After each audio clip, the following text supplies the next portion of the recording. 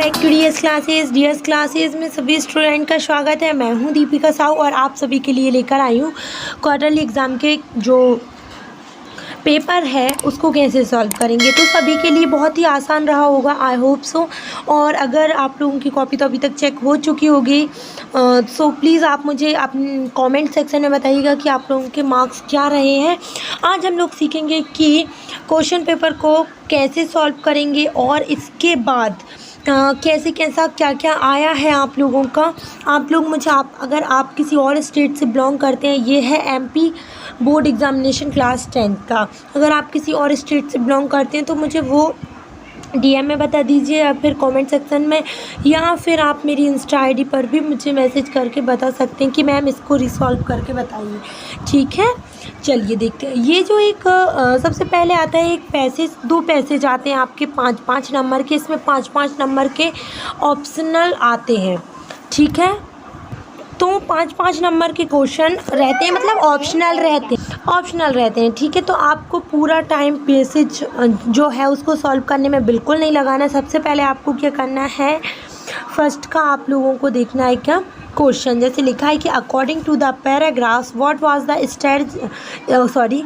Strategy क्या रहेगी। तो इसमें क्या रहेगा कि मतलब what was the strategy used to eliminate the spread of smallpox, मतलब कि उसको रोकने के लिए, स्मॉल पॉक्स को रोकने के लिए क्या थी स्ट्रेटजी। तो अगर हम फर्स्ट में देखेंगे, जैसे फर्स्ट जो आपको 4 ऑप्शन दिए हैं, ध्यान से देखिएगा कि फर्स्ट है ये, सेकंड ये, थर्ड ये और फोर्थ ये।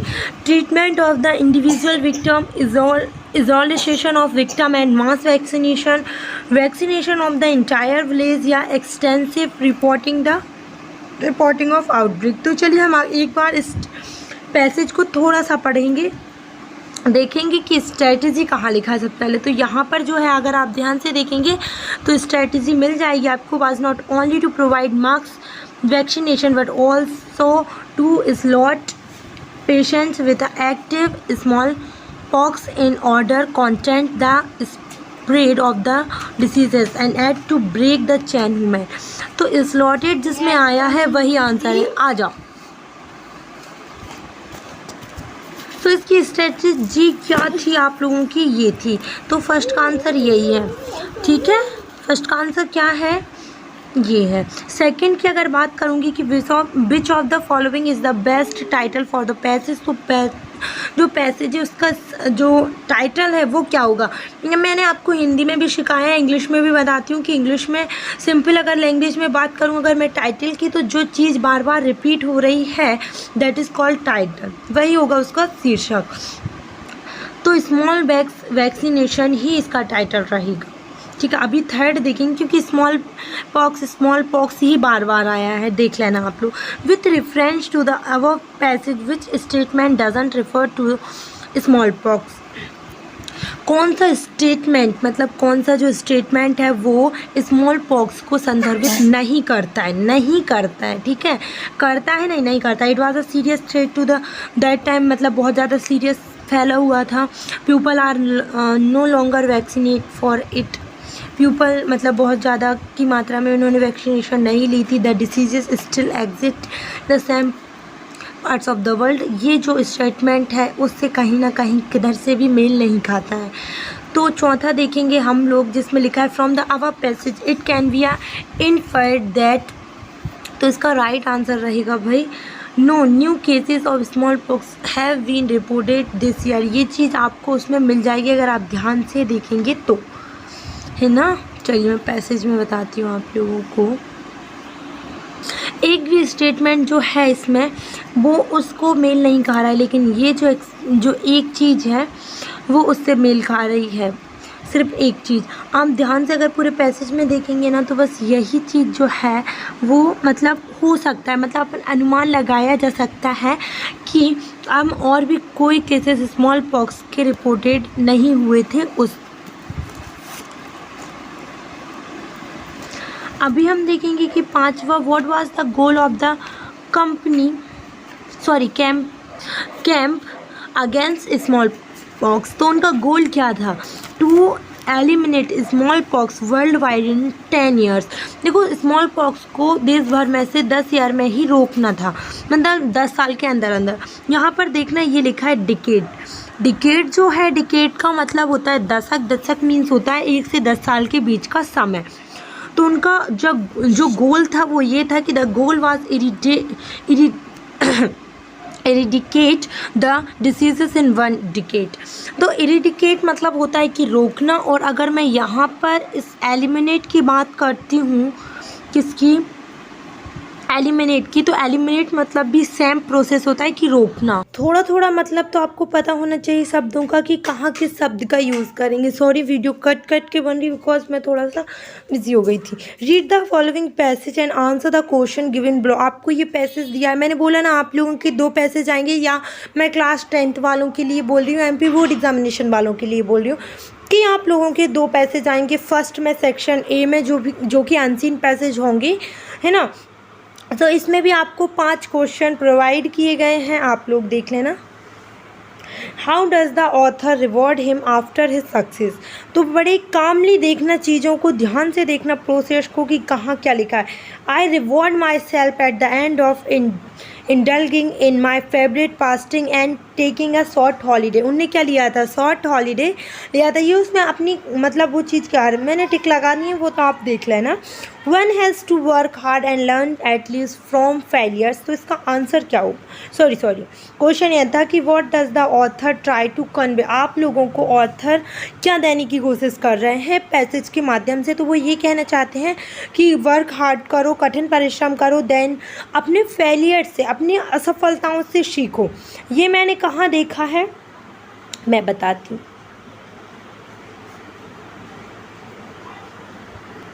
यहाँ अगर आप ध्यान से देखेंगे और यहाँ देखेंगे तो आपको समझ में आ जाएगा, ठीक है। अभी अगर हम थर्ड आंसर की बात करें कि what do you achievement fail to correct correlate with our potentially, तो इसका आंसर है because of lack self discipline sorry. तो ये आपका यहाँ पर मिल गया है, यहाँ पर देखना, ठीक है। पूरा कहानी में दिया है, बस पेशेंसली इस चीज़ को सॉल्व करना तो जल्दी मिल जाएगा। और पैसेज को बिल्कुल ना पढ़े, बहुत टाइम वेस्ट होता है। What does every chance in our life teach us. हमें हर एक मौका क्या सिखाता है, it help us to learn. हमें यह सीखना सिखाता है। यह हमें फ्लॉश पर तो बनाएगा नहीं, ये चीज़ कहीं नहीं बताई। इट शोस अवर लिमिटेशन भी कभी इसमें नहीं बताया, ये भी नहीं बताया। तो आंसर क्या रहेगा, ये राइट आंसर ये होगा फर्स्ट वाला, सॉरी सेकंड वाला। और आप इसमें देख भी सकते हैं, मैं आपको बता देती हूँ कि कहाँ है। देखिए मैंने मार्क किया यहाँ पर, यही इसका आंसर है कि फ्रॉम टर्म्स ऑफ लर्निंग, शर्त क्या होती है सीखने की, तो यही है इसका आंसर। तो पांचवा जो है वो है how does one's self confidence develop by taking risk. ये क्यों है अभी बता देती हूँ, बड़ा ही सिंपल है। मैं बोल रही हूँ कॉन्सेंट्रेटली देखना, आपको पूरा चीज़ इसी में मिलेगा और इसमें कुछ आपको बड़ा तीर मारने की भी ज़रूरत नहीं है।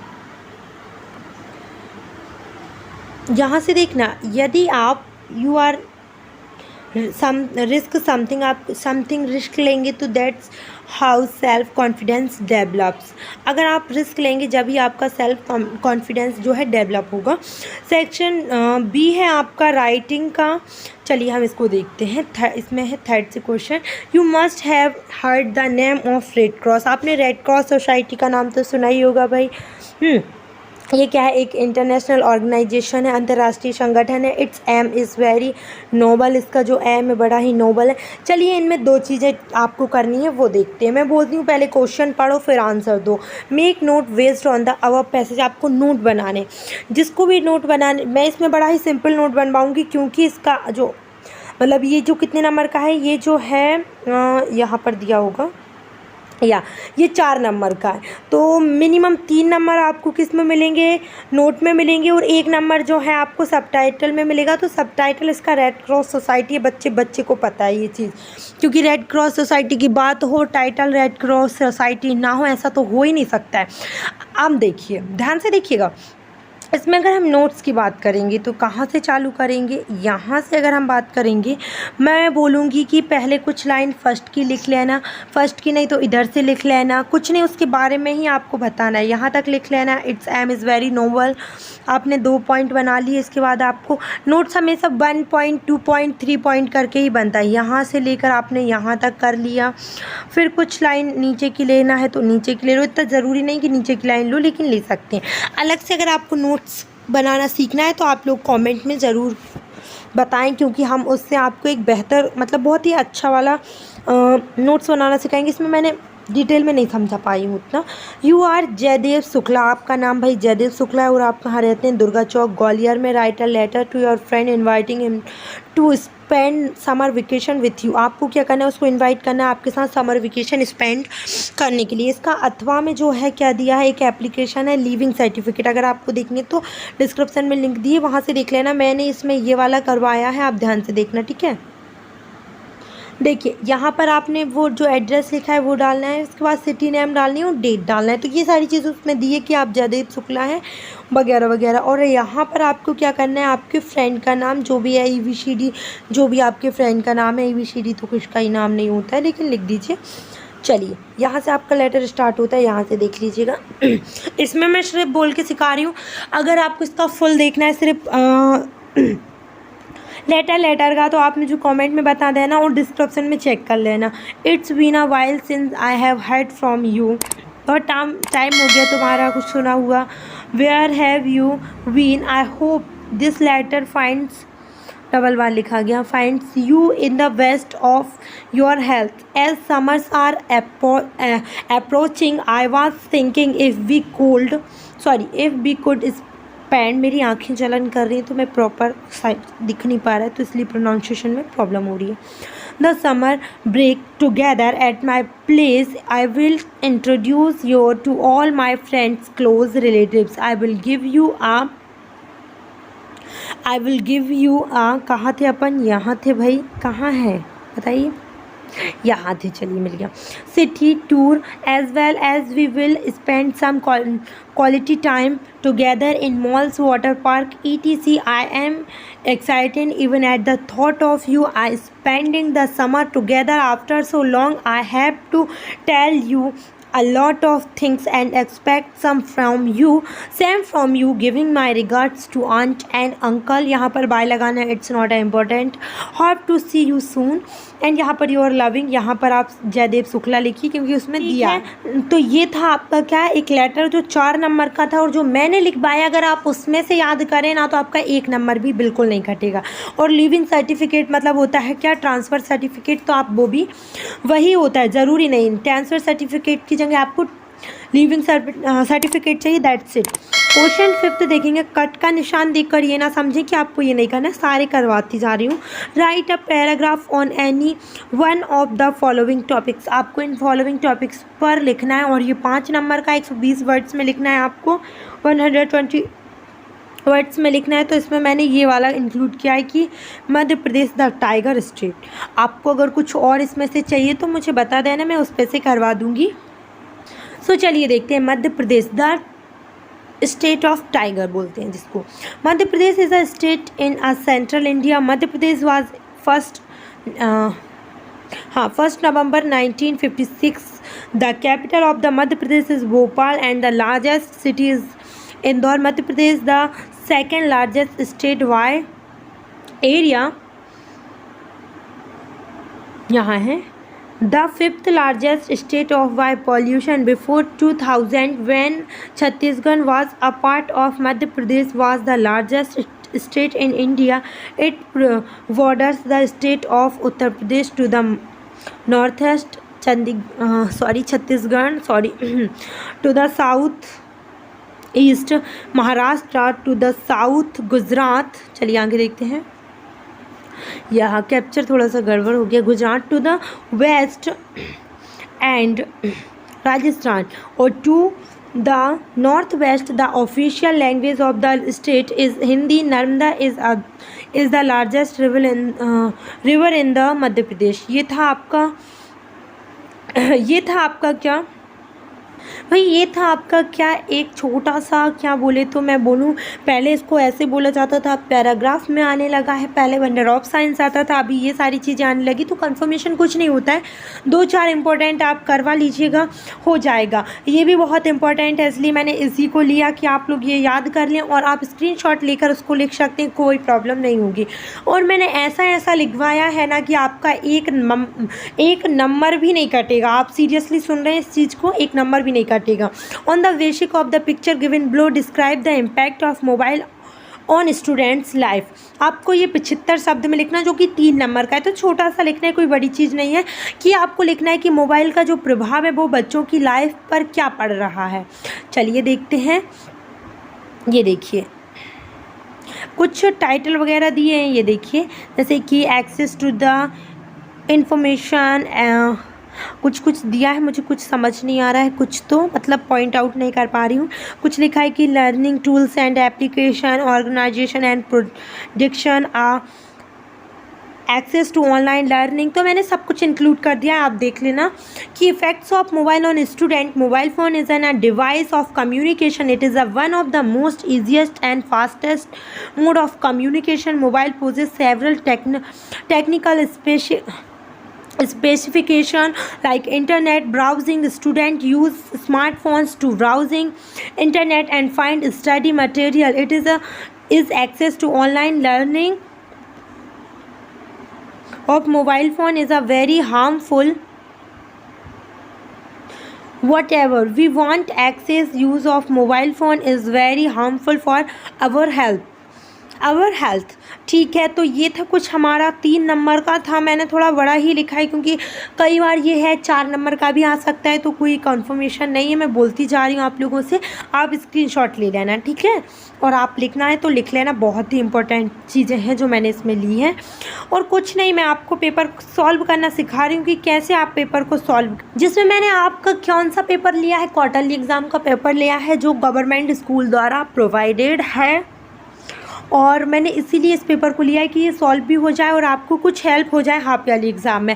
सेक्शन सी देखेंगे ग्रामर, जो कि है फिल इन द ब्लैंक्स। हमेशा जो ग्रामर है वो 10 नंबर की आती है, जिसमें डू एज डायरेक्टेड 5 नंबर के आते हैं और fill in the blanks 5 number के आते हैं, और इसमें से 10 नंबर गेन करना इट इज़ वेरी डिफ़िकल्ट।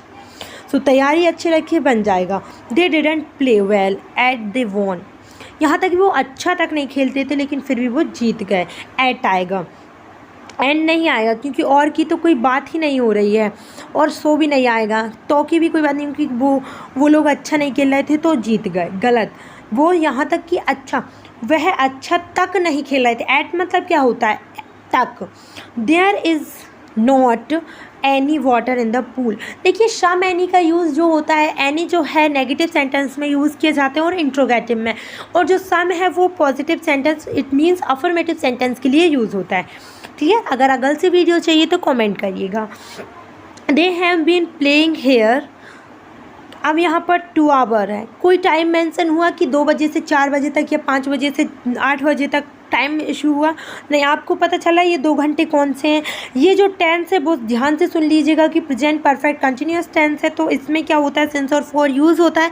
अगर टाइम आपको स्पेसिफिक टाइम दिया जा रहा है या आपको एग्जैक्ट टाइम बताया जा रहा है तब यहाँ पर सिंस आता है, नहीं तो यहाँ पर 4 आएगा। ठीक है। ही हैज़ मैनी प्लेस, बताइए क्या आएगा, हैज़ है दैट मीन्स रिटर्न आएगा। ठीक है, थर्ड फॉर्म आती है हैज़ के साथ। अब देखिए fifth, his brother is R J is sorry in are local radio channel. वो आर जे है, आर जे कैसे लिखते हैं, आर कैसे लिखाएगा, आर लिखा गया भाई, आर। अभी मुझे ये ध्यान से सुन लीजिएगा कि एन कहाँ यूज़ होता है, एन वहाँ यूज़ होता है जहाँ पर वोवेल आते हैं हिंदी के, मतलब स्वर का अगर हिंदी उच्चारण हो रहा है, हिंदी में स्वर का उच्चारण हो रहा है किसी भी इंग्लिश वर्ड में, तो वहाँ पर एन आएगा। तो दैट मीन्स यहाँ पर क्या आएगा, एन आएगा। इंग्लिश के वोवेल मायने नहीं रखते हैं, हिंदी के स्वर मायने रखते हैं। 6th अगर करना है, ऑप्शनल करना है तो करिए। आई टेक योर पेन, मुझे आपका पेन चाहिए। मैं आई टेक योर पेन, मैं आपका पेन ले सकती हूँ। नीड, मुझे आपकी पेन की ज़रूरत है, ऐसा नहीं बोल सकते हैं आप। यूज्ड आई टेक योर, ये गलत हो जाएगा। मे आई टेक योर पेन, ठीक है। He did his work well, उसने अपना काम किया अच्छे से। नेगेटिव में चेंज करना है, डिड आया है मतलब पास्ट इंडेफिनिट टेंस है। डू, डिड और डज का मैंने बहुत अच्छे से समझाया, आप एक बारी प्लेलिस्ट या फिर वीडियोस स्क्रॉल करके देख लेना अगर चैनल पे जाना है तो। ही डिड नॉट लग के फिर डू लगेगा यहाँ पर। ये डू जो है ना बड़ी कीमती चीज़ है। देखिए पास्ट परफेक्ट में पहले डिड नॉट आता है सब्जेक्ट के बाद, फिर उसके बाद मैन वर्ब की फर्स्ट फॉर्म आती है, तो डिड की मैन वर्ब की फर्स्ट फॉर्म होती है डू। ध्यान से सुनिएगा, he did not do his work well। Second देखिएगा, he is too poor to pay his fees, तो इसको सो और दैट में यूज़ करना है। Rewrite the sentence using so that, तो आपको इसमें सो और दैट यूज़ करना है। तो सिंपली सुनिएगा, ही इज़ सो, टू की जगह पे क्या लग जाएगा भाई, हाँ तो टू की जगह पे लग जाएगा आपका सो। सुनिएगा लग गया। यहाँ पर जो हेल्पिंग वर्ब यूज़ जो मैं सब्जेक्ट यूज़ हुआ है वो आप यहाँ पर लिखिए। टू की जगह पे दैट नहीं लिखना है, पहले आपको क्या करना है, he is so poor he can not. अगर ये नेगेटिव में दिया गया है तो आपको नॉट लिखना है, और वो उसमें लिखा है कि वो इतना गरीब है कि वह उसकी फ़ीस पे नहीं कर पाएगा, तो आपको लिखना है कि ही इज़ सो पुअर। फिर क्या आएगा भाई, फिर आएगा आपका क्या, he can not pay his fees. Third देखिएगा, in the park were playing children football. आपको इसको करना है rearrange the words to make a meaningful sentence. आपको इसका मीनिंगफुल सेंटेंस बनाना है, तो सबसे पहले आएगा children were playing football in the park. पहले आता है क्या सब्जेक्ट, फिर आती है हेल्पिंग वर्ब और मैन वर्ब, तो ये सेकंड नंबर पे आ जाएगा आपका क्या, देखिए पहले नंबर पे आएगा चिल्ड्रन, दूसरे नंबर पे ये, तीसरे नंबर पे ये, चौथे नंबर पे ये अदर वर्ड्स। फोर्थ देखिएगा, they are selling their house, वो अपना घर बेच रहे हैं, वे अपना घर बेच रहे हैं। इसको चेंज करना है आपको प्रेजेंट परफेक्ट में, तो प्रेजेंट परफेक्ट की पहचान होती है क्या, दे हैव। इसमें कौन सी यूज़ होती है, दे हैव करके पूरा सेंटेंस बनेगा, और यहाँ पर सेल की जगह पे क्या आ जाएगा, sold. They have sold their house. Fifth देखेंगे, the boy is my cousin, the boy is wearing a pink shirt. Combine the sentence using who. देखिए सबसे पहले उसकी आइडेंटिफाई बताते हैं, फिर उसके बाद रिलेशन बताते हैं जब हु का यूज़ करते हैं तो the boy is my cousin, the boy who is wearing a pink shirt. तो आप इसको ऐसे भी लिख सकते हैं कि the boy who is wearing a pink shirt is my cousin. He did not go to school, he was ill. Combine the using because. आपको इसमें बिकॉज यूज़ करना है, वह स्कूल नहीं जा पाया क्योंकि वह बीमार था। He did not go to school, इसके बीच में आ जाएगा क्या आपका, इसके बीच में आ जाएगा क्या, बिकॉज। ठीक है, आपको सेक्शन डी करना है। अब ये टेक्स्ट बुक से है। Choose the correct alternative to answer the following questions. आपको इसमें ऑप्शनल है कि कुछ भी एक चीज़ प्रोवाइड करना है, मतलब भरना है।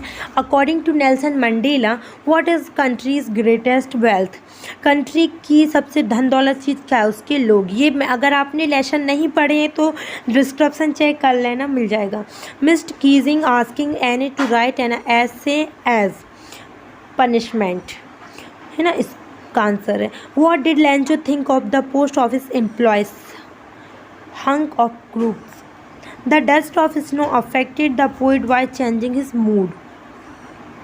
अब यहाँ देखिएगा, आपको एक टेक्स्ट बुक से पैसेज दिया हुआ है कि read the following extract from the prose and answer the question given below. आपको ये पूरा पैसेज पढ़ना है। ये पैसेज कहाँ का है, सबसे पहले ये लेसन 1 का पैसेज, अगर आपको नहीं पता तो मैं बता देती हूँ। इसमें से आपको 3 क्वेश्चन दिए गए हैं। Where was Lencho's house situated, उसका घर कहाँ था, उसका घर था on the crest of low hill, उसका घर था सबसे ऊपरी चोटी की नीची हिल पे। ये देखिए यहाँ दिया है। सेकेंड देखिएगा, which of the following words is similar to the word closely. Closely मतलब सबसे, इसका मतलब क्या होता है, तो इसका मतलब होता है इंटीमेटली, मतलब पास। From the which lesson has to above the textbook. देखिए सही चीज़ पे आंसर लग गया, a letter to God. He hears the last voice at night, the patrolling cars and stares with his brilliant eyes at the brilliant star. तो ये किस पे से लिया गया है, किससे लिया गया, a tiger in the zoo से लिया गया। What does he stare at, रात को वो किस चीज़ को घूरता था, स्टार्स को। विच of the following is opposite of the world brilliant, brilliant का अपोजिट क्या होता है बताइए। इसका मतलब ये होगा, ब्रिलियंट मतलब चतुर, मतलब ब्रिलियंट होता है, और डल्फ मतलब कि जो साफ नहीं होते, मतलब ऐसा डफर टाइप के लोग। From which poem have the above lines been taken, किस पार्ट से ये पैसेज मतलब ये लाइन्स ली गई हैं, तो a tiger in the zoo, simple है। चलिए इसमें कुछ क्वेश्चन दिए गए हैं, जैसे कि what was courage means to Mandela, what does Mandela thank the international leaders for, what was the postman send money to land.